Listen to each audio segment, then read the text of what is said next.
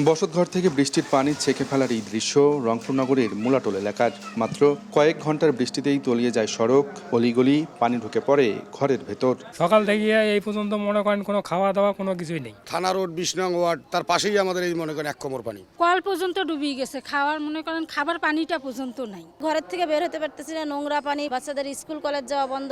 শুধু মুলাটোল নয়, নগরীর কামারপাড়া, বাবুখা, মাস্টারপাড়া সহ বেশিরভাগ আবাসিক এলাকাতেই এখন জলাবদ্ধতা নিত্যদিনের চিত্র।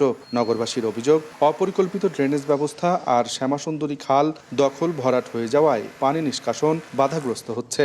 ফলে প্রতি বর্ষাতেই বাড়ছে ভোগান্তি। ড্রেন আছে কিন্তু পানি নিষ্কাশন ব্যবস্থাটা নাই। অযথা ড্রেন করে ড্রেনের নামে টাকাটা লুটপাট করে খাওয়া হয়েছে। একদিনে যদি বৃষ্টি হয় তাহলে 4-5 দিনে এই পানি নামে না। যাত্রীর সমস্যা হয়, আমাদের গাড়ির সমস্যা হয়, মোটর জ্বলে যায়, পুড়ে যায়। তবে রংপুর সিটি কর্পোরেশনের প্রশাসক জানান, বিশেষজ্ঞদের পরামর্শে পরিকল্পিত ড্রেনেজ ব্যবস্থা গড়ে তুলতে কাজ চলছে। পানি বিষয়ে যারা পারদর্শী, ন্যাশনাল বেস্ট যারা আছেন, রংপুরের মাস্টার ড্রেনেজ পরিকল্পনা নিয়ে কিছু কাজ করছেন। সেই পরিকল্পনার কাজটি আমাদের চলমান আছে। সিটি কর্পোরেশনের 33টি ওয়ার্ডের মধ্যে অন্তত 10টি ওয়ার্ডে বৃষ্টিতে জলাবদ্ধতার সৃষ্টি হয়।